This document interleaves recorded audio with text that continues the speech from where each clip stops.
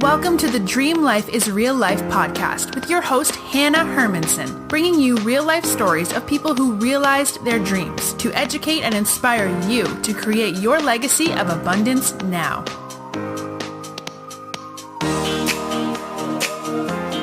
All right, everyone. Today we're back, of course, with another inspiring guest. And today we're going to learn from Sara Adler. Sara is a general partner of Wave Capital, an early stage venture firm she co-founded in early 2018 that focuses on backing promising marketplaces. Previously, she was director of corporate development at Airbnb, where she built and led their merger and acquisitions efforts. Before joining Airbnb, Sara had similar positions as part of Dropbox and Facebook's corporate development teams, where she led and closed over 25 acquisitions. Prior to that, she was on the investment team at Mello Ventures. Sara is a Cal alumni and a Bay Area native. It sure does sound like you've been around the Silicon Valley tribe reading that, yes. that bio, Sara. I am all in on the Bay Area, that's for sure. I love it. Yeah, and I sort of mentioned I met half of your family in the Bay when we were living there, and then I found an article written about you in Forbes and realized I need to connect with the other half of the tribe that I didn't get to meet at that bar. That's right. And Nick, my husband, brought our daughter, I believe, Sydney. Mm-hmm. So you met half of the crew. There's now another one that we added, but he's still a little baby. That's right. Yeah, you were expecting at the time and working on something big. So maybe we'll get into a little bit of that, like family work balance or, juggling all of those things. But we got to hear a little bit about sort of your corporate path, if you will. And now you're a co-founder. And I'm really curious what that path was like for you to go from these big corporations everyone knows, Facebook, Airbnb, and then to co-found your own endeavor. So can you walk us through that process or a little bit of your story? Yeah, it's funny. I've worked with founders in my career almost through the entirety of it. So when I was investing at Menlo Ventures and then, when I was leading mergers and acquisitions and helping acquire entrepreneurs into the bigger companies, I got to work firsthand with founders, and that was part of why I chose that career path. But I never thought I would become one. And in fact, when people would ask me, I pretty quickly would say no and shut it down, mainly because I viewed being a founder as a very specific type of founder, which in my world was someone who was founding in a company to build a technology product. And when I was then exploring what I wanted to do next, while I was part of Airbnb, I kind of got to this point in my career where I felt like I was in my dream job in a company. I was, at a company that I firmly still believe in and love the mission of, in a space I was excited about, in a role that I thought was, like pinch me, is this real? And I reached this point of kind of plateauing on my learning curve. And I think that was largely just because I felt like M&A and doing acquisitions was something that, while I could get incrementally better at over time, I had done the heavy lifting to kind of reach a certain point of understanding the career track. And so I picked my head up and figured, well, I've done investing before. Let me explore that again. And I really assumed I would go back to an established firm because that's what I'd come from and that's what I knew most about. But when I met my now co-founders and partners at Wave, one of whom I'd worked with at Airbnb, and so I knew very well, they sort of got me excited and inspired to just get my head in a different direction. And as I explored both paths, and I really firmly explored and had options to go to some bigger firms, which was again much more in line with what I'd done previously, I realized that part of the fun part of being a founder that I'd never let myself really explore was the idea that you just start with a blank slate. And that means it's scary because there's no infrastructure there. We, had to figure everything out. We don't have anyone other than the three of us as part of this firm, which means there's a lot of, not fun parts of the job that fall on us. But it also means that we get to create everything. So I joined to start Wave at being 7 months pregnant with my second child. And a lot of people thought I was crazy to do that because Airbnb had a wonderful maternity policy and I was leaving a very cush situation. But I also thought that this was a great point to set the tone for what I wanted parental leave policies to be like for our firm. And it opened a great discussion with my partners. And that was just the first example of many that led me to realize like, wow, if I open my mind to what a blank slate could look like, I can really influence at a much more meaningful level. Yes. Yes, I can relate to so much of that. And I think listeners get that pushback from people in their life that sounds something like this. Like, why would you leave something so comfortable? Like, why can't you just be content with what you have? Like, why would you put yourself through all of this like trial and tribulation and error and failing? Mm-hmm. And that's one just kind of like set of people. And then there's this set of people like you and I and other entrepreneurs who are like, well, but that's exactly the kind of challenge and reward I want. Like, why would I just settle? And I think that this conversation is like, it's hard to like convince the other side or like cross lines when it comes to just you have that go-getterness in you and you would much rather, learn from falling hard than just kind of coast along. And like you said, learn a little bit more in the next 10 years doing the same thing over and over. Exactly. And I think, the biggest risk in becoming an entrepreneur is failure. And that feels much more likely than if you go an established route. But the highs can be much higher, I believe.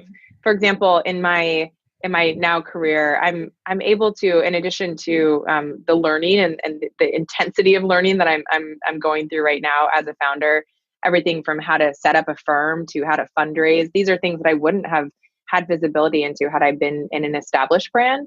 I'm also getting access to mentors and people that they would not have paid attention to me if I was just one of many. I think that that also leads to learning and growth, and the risk of failure is still there. But I just think that you also can. I think people fool themselves to think that the risk of failure isn't there at big brands as well. And I think it just depends on. There's a lot of different dimensions to it, of course, but I think it's how you define success and failure too. Mm-hmm. Absolutely. Yeah. And so now you kind of mentioned on this like mentorship and this team and you're building something from a blank slate. Tell us a little bit about the mission of Wave and the work that you're doing now. Yeah, so we invest, like you mentioned before, in marketplace business models, and Airbnb is a great example of that, where guests that are travelers are looking to find a place which is kind of the supply side of the market, and we think that it's a very exciting business model, can create big opportunities. But the more critical part of our strategy that we got excited about, because for listeners who know the venture ecosystem, there's been really a huge growth in the seed ecosystem of investors. We really felt like there was a gap in helping support entrepreneurs in early in their journey. So usually how we saw the market, it wasn't actually the raising funding can be definitely challenging. I won't belittle that, but the capital component of raising venture capital was not the biggest hurdle. The biggest hurdle for people has been getting investors to invest time. And so what we do is we are, all three of us, aligned in spending time equally, all of us, with every single portfolio company. And we can do that because we invest in a smaller amount of companies. So we have a smaller portfolio of companies that we will invest in over this first fund. So our thesis has been that, we're basically doing what Series A investing in the venture capital ecosystem used to look like about 15 years ago, but everything has kind of ballooned as more and more capital has flooded into the system. Yeah, I love that. And I think so much, not just in investments, but we're seeing, I don't know, probably like 10 years ago, it wasn't even a .com boom, but it was like Facebook, and we can connect with everyone and we can think big, and these can be global corporations, and we can talk to people halfway around the world. And I've been seeing, even in just, like my coaching business, is this craving, not just millennials, but people across marketplaces craving like smaller person-to-person interactions, like real personalities coming through, whether it's your branding or just having that like human connection with an investor. So I love that that's a focus. Totally. And that's actually part of what I loved most about Airbnb is the product was really to enable in-person experiences. Like the product actually was when people stayed at a home. What most people think of in the company as the product was the app. but the actual experience was not in technology. It was in real life. And that, I think, is what marketplaces specifically can help unlock, because you're basically matching two sides of humanity together and helping them find each other. And so that totally resonates with me too. And I think what's been exciting to us is we do see a lot of people that are becoming entrepreneurs now out of companies like Facebook and Google and, really some of the technology greats, who are also really searching for that kind of connection and meaning through their work. And so the companies that we've been working with are, we're privileged to help because they are in the same mindset. Mm-hmm. Got it. So let's just take a few steps back and speak just more generally about investing in general, because I mentioned to you, a lot of our listeners are solopreneurs, or they're just starting to think about how would they build, like what's the best business model for their life and their product or their service. So what would you tell an entrepreneur who's looking to gain capital? Like at what point do you encourage people to start looking for investors? I think it's so important to understand the type of business that you're looking to build and what your goals are for that business. And if those goals match certain types of capital. For example, in venture capital, we, and we are very transparent with companies that we look at and talk to. We have very high goals of, 10x plus returns that we're trying to strive for. That doesn't mean that every investment that we make will return that type of multiple, but that's what our investors are hoping for. So if an entrepreneur comes to us and says, well, that's amazing, but really I'm just trying to, build a business that supports my life, and I really don't need it to be that big, then we're probably not aligned. And so I think what's important for anyone who's thinking through capital raises or whether or not they should raise money, I think you need to first ask yourself, what are you trying to achieve? What is the goal for myself and for this company? And then try and figure out a match for capital to help you get there. So there are lots of businesses that should never talk to VCs because, like I said, they're in a different business, and that's okay. There could be family offices or, banks, like loans. Like not everything has to be created equal because everyone has different incentives. And I think understanding what your goals are and then understanding the incentives and goals of the money and where it's coming from really can help clarify and whittle down what you should approach and what you should just kind of table. Yeah, I definitely agree. Starting with the big picture and then kind of taking the reverse engineering approach to like, okay, if I really want to have a whole organization in multiple locations, having that goal in mind.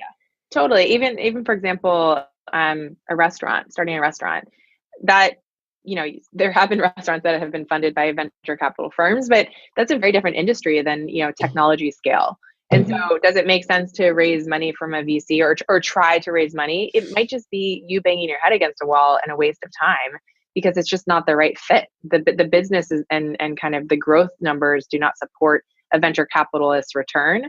So I think just, I think sometimes people, at least in Silicon Valley, can kind of view it as a really negative thing to not be in a venture scaled business. But I don't think that's right. I think it really just comes down to being true to yourself of what are you trying to accomplish? And does that match with the other side of the market, essentially?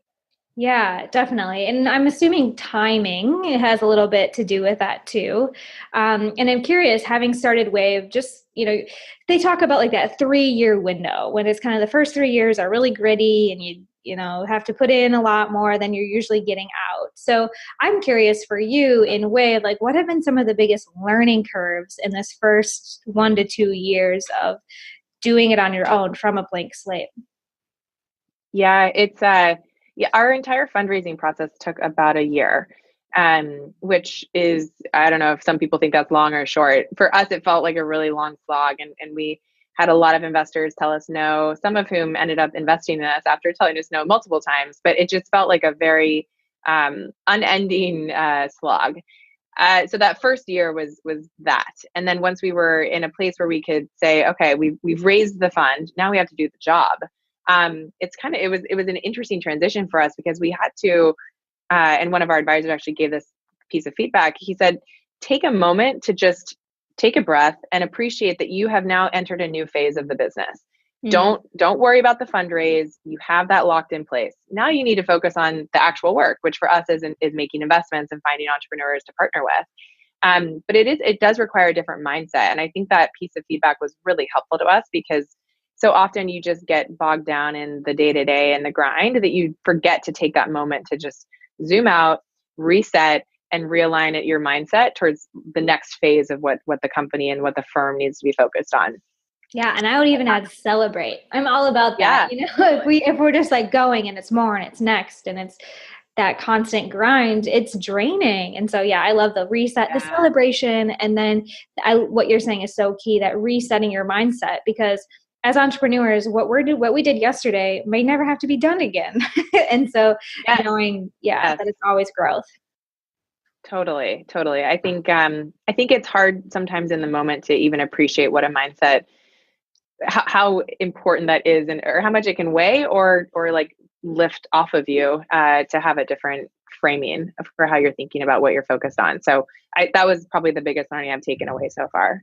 Yeah. And I would imagine you mentioned at one point mentors, but to have people that have gone before you to be helping you make those realizations. So where have you found your mentors? Did they kind of come from people that said no to you, or did you actively hire people? How are you, kind of accelerating your learning? Yeah, I am very fortunate to have had a lot of great mentors in my career. And I think, whether or not they would even consider themselves mentors is another issue, but I certainly have viewed them as mentors. And for me, they've really come directly from my working relationship. So, either one person in particular was my boss when I was at Dropbox. He was the CFO of the company, and he actually left to start his own firm. And so when I was debating what an investment firm, and when I was debating my career trajectory and whether or not I wanted to join an established place versus, starting something, not only did he open doors for me and make introductions and was a back channel reference on many occasions, telling people how great I was, he was also my sanity check for, okay, here's what my gut is telling me. Does that jive with your understanding of the market? Yes or no? And how can I adjust? And that was someone who knew me very well because I'd worked for him before, but didn't need to put the time in. So he was very generous with his time, and I very much appreciate it. Another person is an investor at Sequoia Capital, which is arguably the best venture firm in the world. And he was on Airbnb's board, and I was fortunate to get to know him throughout my time at Airbnb, because a lot of my work ended up getting reviewed by the board. And but that's an example of someone who I really sought out because I knew how my assumption was this person is probably very smart and someone who I want to get to know, both for my current job, but also in my future life. And what I saw is, he was the first person I actually talked to when I realized I think I want to explore venture capital, and continues to be a mentor to me. Again, I don't know that he would call himself a mentor to me, but I certainly view it that way. And all of the experience that he brings as a venture investor is an incredible wealth of knowledge. And so, I guess, long story short, I've been very fortunate to have a lot of people take the time to help me. But I've been also pretty selective about how I've leveraged their time. And I think that's also pretty important. Right. And aiming big. I think that's so important, right? Like you can get coffee with everybody and their sister and pick their brain. But when you see someone who's in like one of the most respectable roles in your industry or, aligned with people you want to like aim big. And I think that that's so important for listeners to hear. I did something similar with a mentor, like Jack Canfield.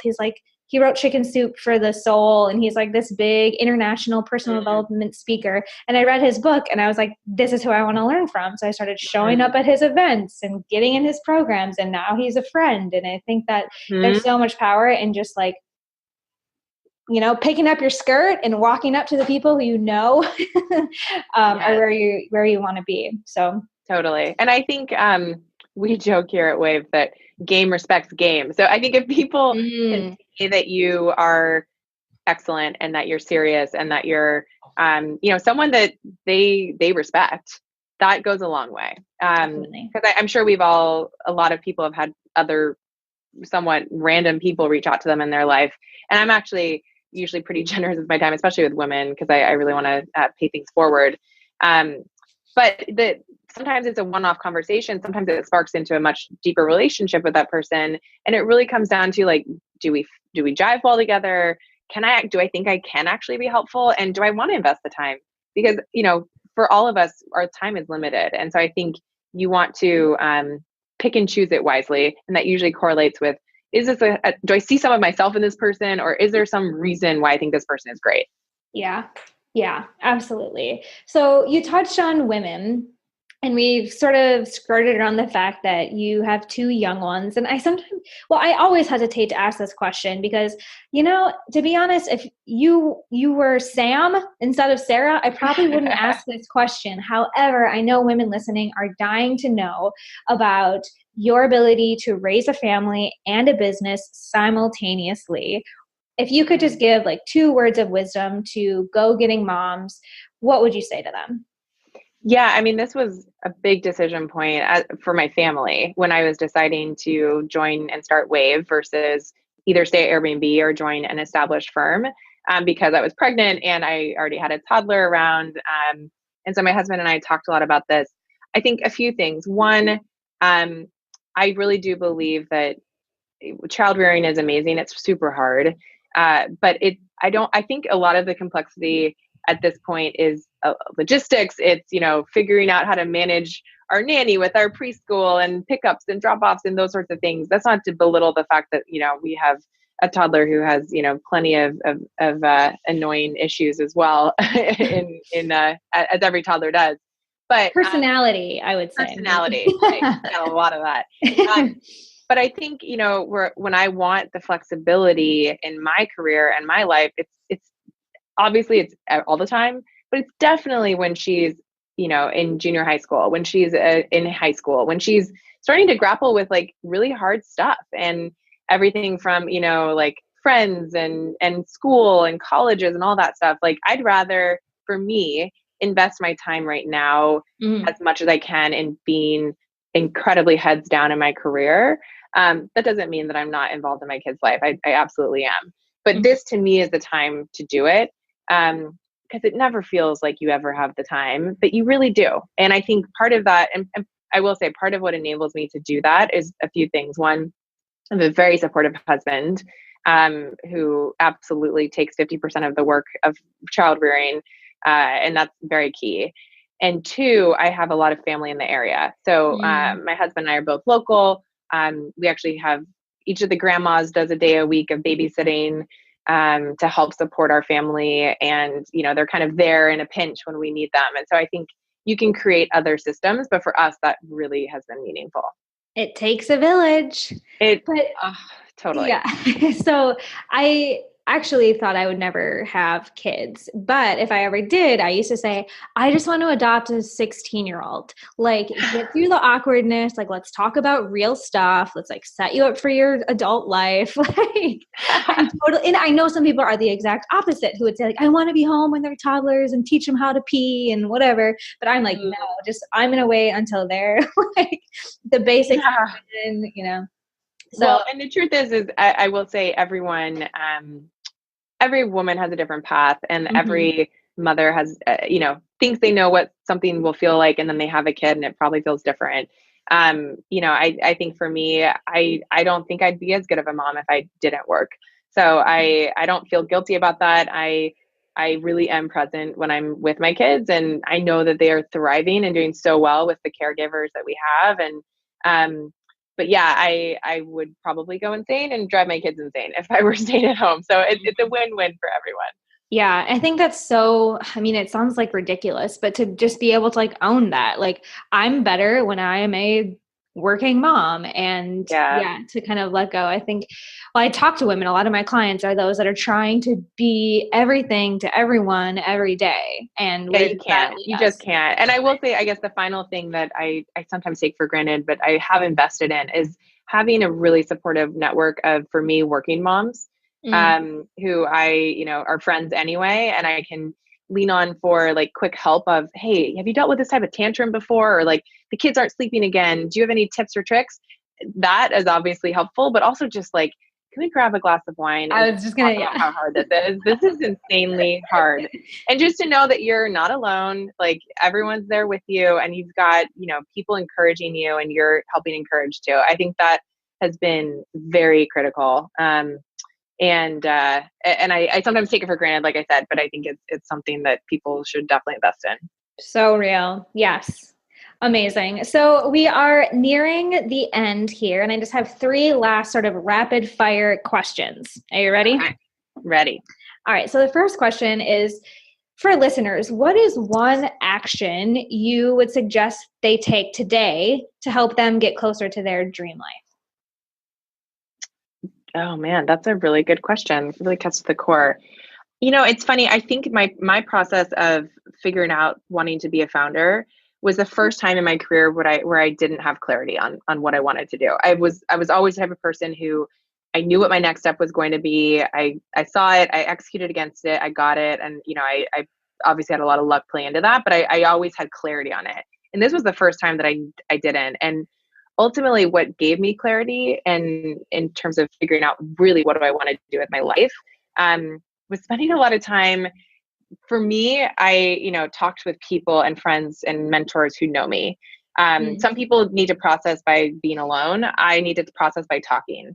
And so through that process of exploring and then digesting with friends and mentors, it just became super clear. So for me, I at least had a sense of the career path that I wanted, which helped and obviously gave me some line of sight to the type of thing I wanted to do. But I think in general, just figuring out like, how do you come up with your best ideas and most clear thoughts? For some people, like I said, I think are probably the opposite of me. Like they do not want to talk to anybody. But for me, I know myself, and I knew that having really thoughtful people help me through it was what I wanted and what I needed. And that's ultimately, I think, the advice I would give. Yeah, I'm a total talker, but I think everyone is an external processor, whether it's your journal or your mentor or a long walk. Like you got to get out of your own head in order to get clarity. So That's great. Question number 2, if you could hand every listener a gift, like some sort of tangible resource, what do you think they need? Whether it's a book or a podcast or green juice, I don't know. Yeah, let's see. Again, I guess for me, I love walking to just have clarity, to process, to unwind. And so while I walk, I usually listen to podcasts. So I have a list of podcasts that are usually pretty techy, because that's the name of my game. But yeah, I guess it's not anything tangible, but maybe it would be like maps. To me, walking is like sidewalk. Like a few paths in San Francisco that I can verify are really wonderful. Because I just think sometimes just getting out and not doing it for the sake of exercise, doing it for the sake of like just getting the fresh air and taking a moment to like pause. Definitely. Yeah, I've been learning. We just moved to Sacramento and finally have like a path as well. I found some space and I've been practicing. I can't always listen to podcasts because I just get inundated with content sometimes, but I'll take my phone on airplane mode because holy cow, when I'm quiet, just walking by myself, the ideas and the inspiration. So I'll type it in my notepad, but I can't look at any like social media on airplane mode. So I'm with you on that. Oh, I guess the other thing though, along those lines is I've started limiting my social networking time through Apple. And it's been really healthy for me. So I'm trying to do better about that. Yeah, I think we could all benefit from a little less social media. It'll always be there. You don't miss too much every 7 minutes. Okay. Exactly. Beautiful. Last question, Sara, is how could people like stay connected with you or learn more about Wave and what you guys are up to? Yeah, so our website is wave.capital. Wavecapital.com was taken, but you can find us there. I'm also on Twitter. My username is actually my maiden name, so SaraTillim, Sara Tillim. But yeah, that's usually the best place to find me. Wow. Thank you so much, Sara, for your energy, your wisdom, and just keeping it real with us today. Thanks for having me. Yes, friends, I will be back next week with another inspiring guest that will help you make your dream life your real life.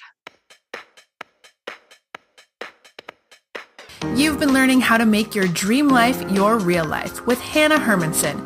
To get the resources mentioned on today's show and to listen to past episodes, visit www.dreamlifeisreallife.com.